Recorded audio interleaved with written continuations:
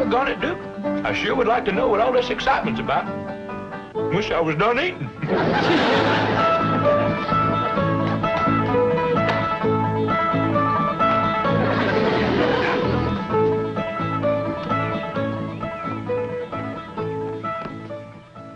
You might as well give up, Jed. She's made it to the big tree. Granny, I'm going up after her and bring her down. That's a mighty tall tree, Jed, and she's going plumb to the top. Granny, this is something that can't be put off no longer. That girl has got to start to school. Good, Duke.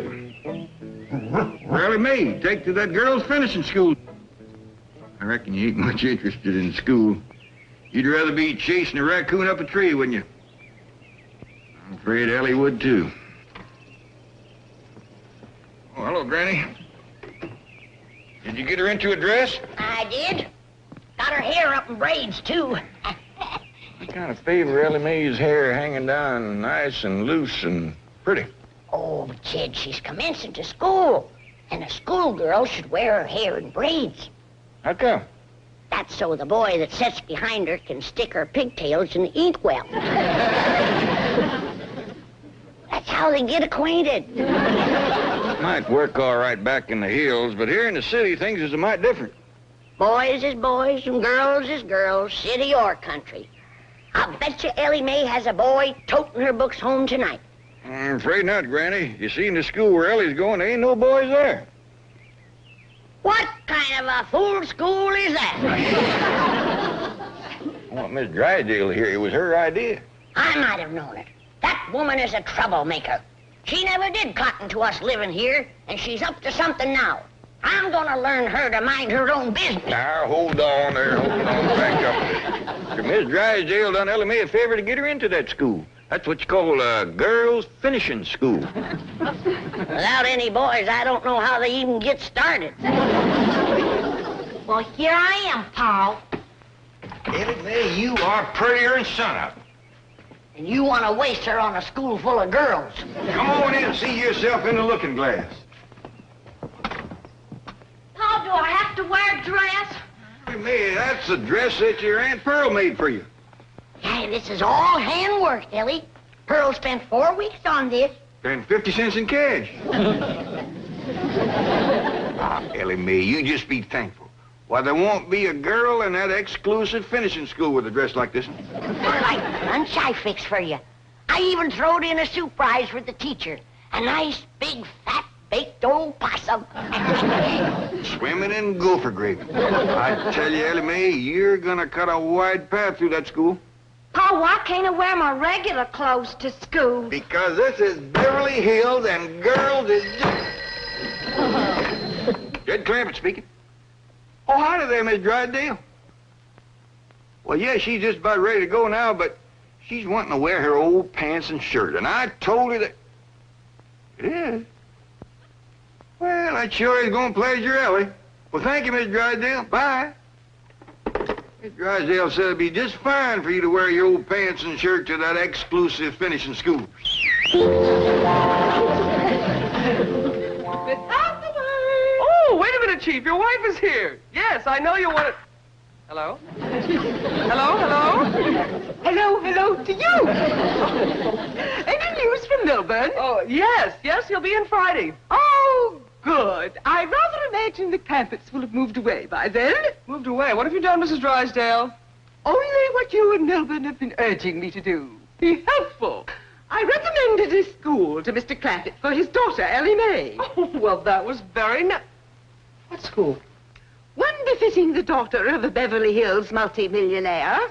Our most exclusive private finishing school. Not the Willows. Where else? You and Milburn keep reminding me that under her blue jeans and faded shirt, Elly May is as good as anyone. She is, but those girls at the Willows are insufferable snobs. They'll cut her to ribbons. Well, don't blame me if she finds herself beyond her social and intellectual depth. I've been saying from the first that the Clampetts didn't belong. I've tried to spare them this humiliation. You are all heart. They must be on their way to the Willows. After the reception, they get there. I rather imagine they'll be on their way to the hills or the caves or wherever it is they came from. Mrs. Drysdale, this may cost me my position here, but there is something I must say. You are a fink. This is the way we go to school, finishing school. This is the way we go to school with a possum for the teacher.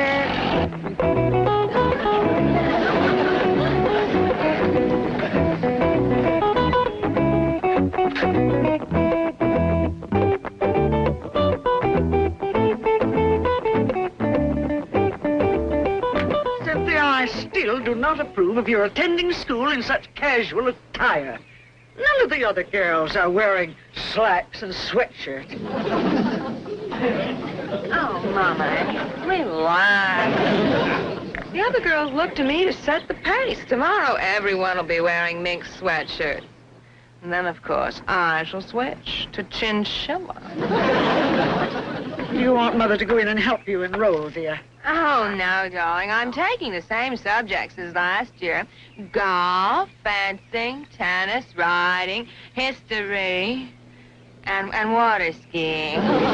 Do try to stick with it this time, Cynthia. You're becoming a finishing school dropout. Doodle.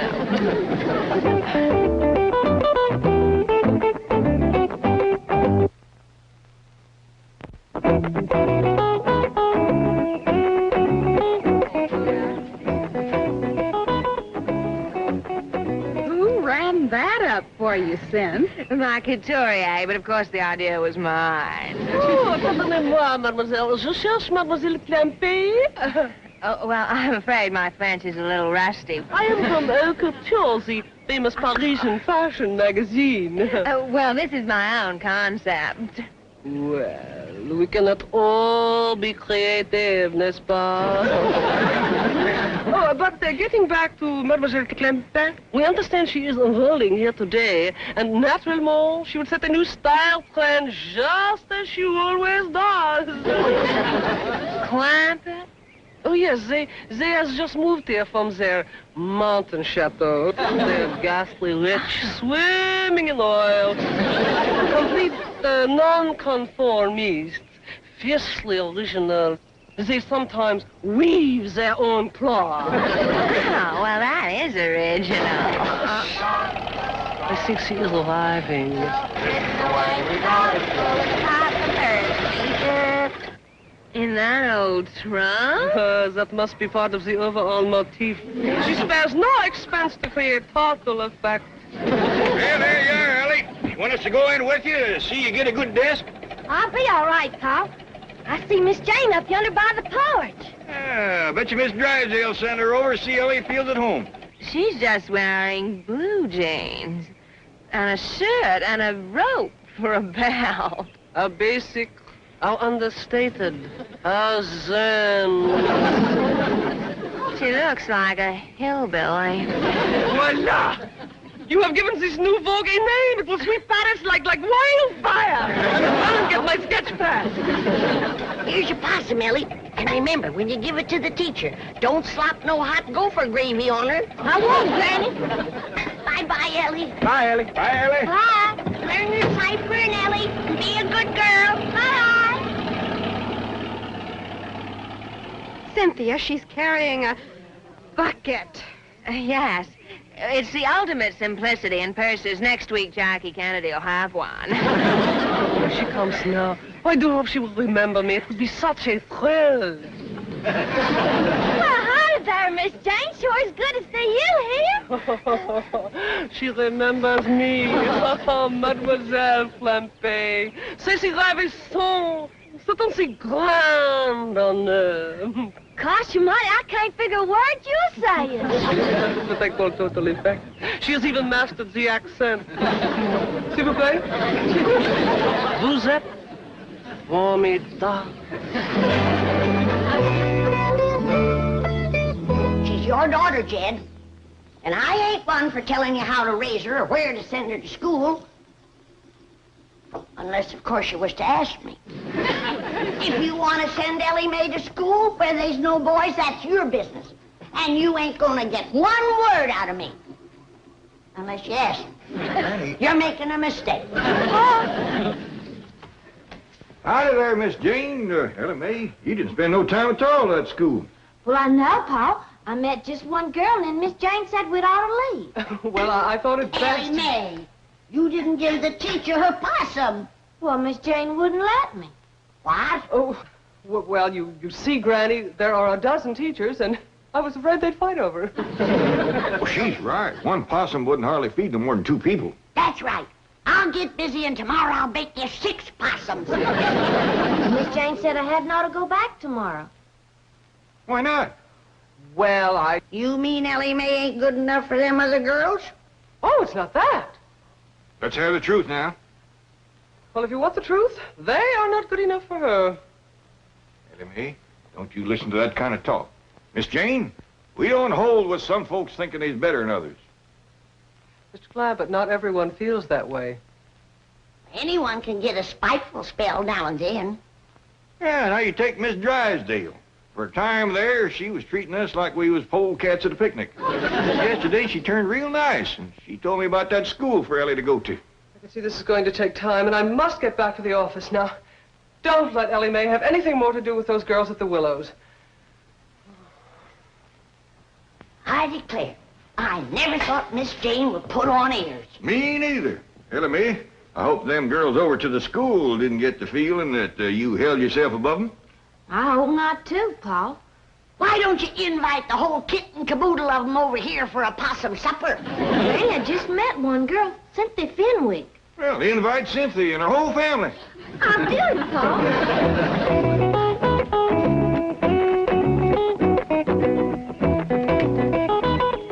Cynthia, darling. Hi, Mommy, darling. Homework tonight. Forehand bowling. Cynthia, the most ghastly person has been phoning for you today. Mommy, I don't even know any ghastly person. Precisely what I said. I said, see here, Miss Clampett, you ghastly person. Clampett? Elly May Clampett has been calling me? Yes. And she had the cheek to invite us to her home. I suspect a kidnap plot. She has the strangest accent. Mommy, the Clampetts are the avant-garde social leaders of the season. Are you serious? Dreadfully serious. You mean we should accept? Don't just accept. Call them immediately and beg to be invited. Beasley, where's the nearest phone? Front seat or back? Front seat. I tell you, Granny, I never talked to nobody so pitiful anxious to come for victuals as them Fenwicks. He must have fell on hard times, Jed. Should be. You know, it turns out she's a widow woman. Oh, Elly May, Miss Fenwick called back, and she's coming for supper, her and Cynthia. Oh, good, Pa. Cynthia sure looked like she could use some victuals. Powerful skinny girl. I told you, Jed, they fell on hard times. That's a fact. Cynthia was wearing the oldest-looking clothes I ever did see. She was? Had on the fur she must have outrode 15 years ago. It barely come to her middle. And her pants had been worn till his plumb shine. Her ma's in worse shape than she is. That poor old widder ain't got nothing to wear. You don't say. Well, it must have shamed her something terrible to have to say it, but right on the telephone she asked me, did she have to dress for dinner?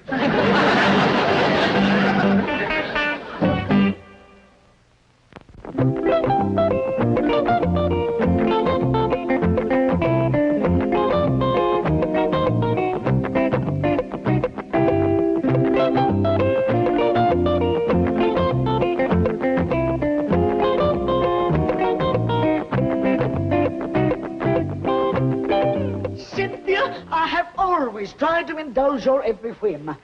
I've been a very generous and I've been a very understanding mother, but I refuse to go to dinner in blue jeans. Oh, Mommy.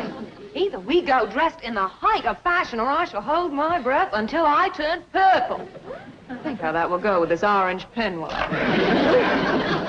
But dear, they're not showing blue jeans, not in Vogue, not in Harper's, and every couturier we've called has hung up on us. Now, how can they be fashionable? Because Elly May Clampett has decreed it. Think of it, Mommy. We can wear them before Princess Grace and Jackie Kennedy. Ooh. Are they going to be at the Clampetts dinner? No, Mommy. And neither will we unless I can find some blue jeans. I best call Elly Mae and explain why we're running late. Well, sure, Cynthia. You and your ma just take your time. That's all right. Bye. Paul, you sure was right about them folks being hard up. They's gonna be late because they can't find clothes to wear. Elly Mae, you're thinking about the same thing I am. Take 'em some of mine. I'd have done in a way that don't rob them of their pride. Jethro, I want you to drive Elly Mae. She's going over to Fenwicks to take him some clothes. Oh, yes, sir. Oh, they can have some of mine, too. Mine, too. That's the spirit. Come on, Jethro.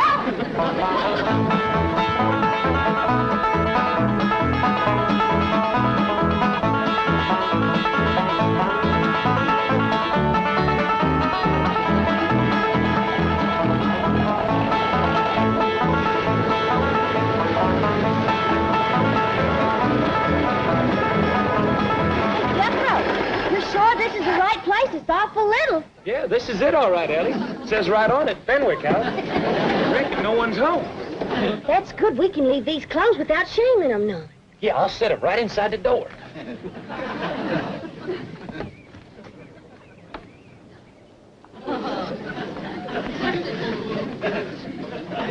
Look at Elly. Just one teensy little room. No stick of furniture in it. Hey, and look. He's trying to grow a little garden right here in this box. No wonder poor Cynthia's so thin. There ain't enough in there to feed a baby rabbit. Cynthia! Perhaps we could buy blue jeans, already made, at what do they call it, a clothing store. Oh, Mama. You needn't be crude about it. Tuberculosis buzzing. Yes, Jason. Mommy, are you expecting a caller? There seems to be someone at the gatehouse. No, dear. No, Jason. Mummy, the gatehouse. The gardeners sometimes leave work clothes there. Surely you're not suggesting that... This is an emergency. I shall dash right down to the gatehouse and have a look. Jason, have the car brought round immediately. It would have broke your heart to see where they live. Their whole house ain't no bigger than a chicken coop. They don't even have a place to roost. Not one stick of furniture. No victuals except some little old greens that's trying to grow in a box. Pitiful. Just pitiful. You know, I always wondered why the Lord give us so much, but I reckon this is the reason. He wanted us to share with poor, needy folks like the widow Fenwick and her young'un. Now, Elly Mae brought them some clothes. Granny is going to give them some food. What they need now is furnishings for that poor little house of theirs. Now, quick, let's load up the truck before they get here. Granny and Elly, you get some dishes and some eating tools. Jethro and me, you'll find us some furniture. I want you youngins to learn something now that I hope will abide with you for the rest of your days. The greatest joy of living is a joy that comes from giving.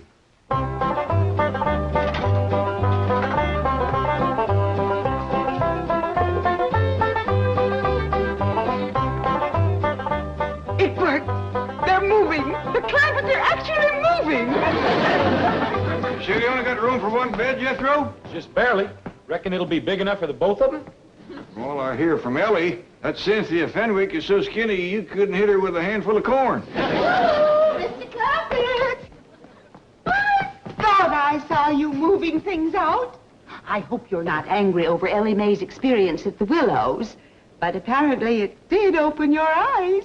It sure did. We didn't know there was people like the Fenwicks in Beverly Hills. The Fenwicks? Did Elly Mae meet Cynthia Fenwick? Yes, ma'am. That's how come we's loading all this stuff up on her. Jethro. No use robbing folks of their pride. He's right, Jethro. The less said, the better. Just load up and go. We's hurrying quick as we can. Let me help. Yeah, that's mighty neighborly of you. I'll go see how Granny and Elly's getting along in the kitchen.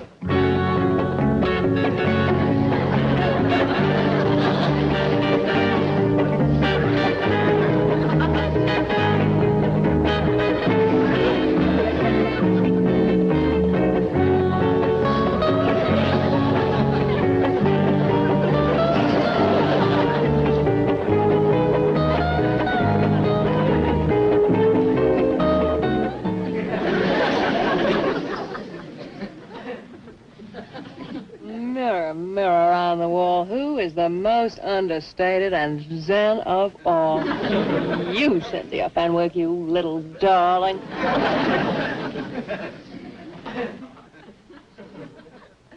Come to the mirror, Mums. Let's see how you look. I can't look.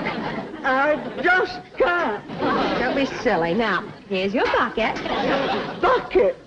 Well, it's part of the Clampett look. Now, of course, you must picture your hair in braids.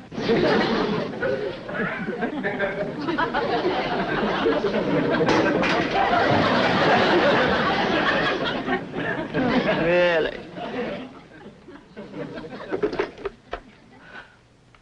Jason, come quickly. Bring some cold champagne to pour over Mummy. It doesn't matter. Any vintage year will do.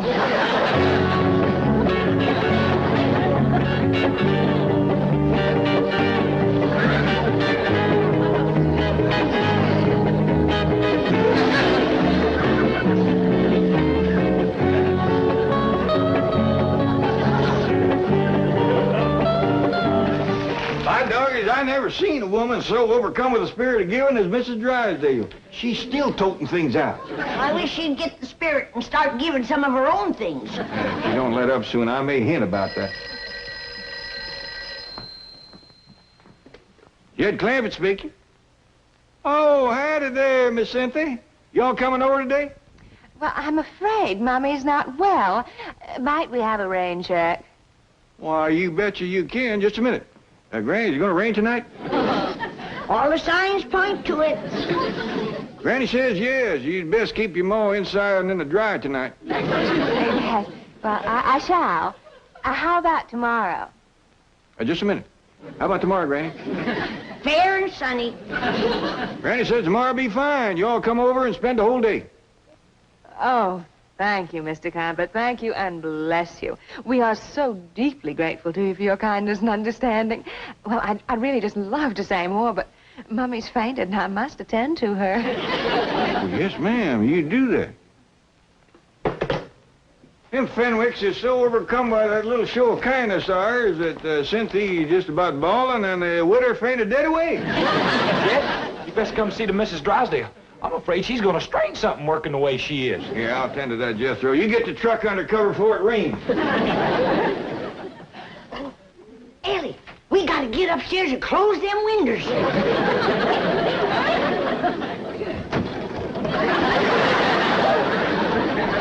Whoa, Miss Drysdale, hold on there, hold on. Tomorrow's another day. You will continue moving tomorrow, you promise? We'll spend the whole day just making the Fenwicks happy. And me. I'll come here early to help. Well, why don't you just rest up tomorrow? You must be all tuckered out. No. I shall be here early. Never did see such a change of heart come over a woman. Jed! Oh, Granny, let's have victuals early so we can all get to sleep early. Tomorrow's a big day. Ain't none of us gonna get to sleep early tonight, Jed Clampett. Why not? Miss Drysdale done emptied out all 12 bedrooms.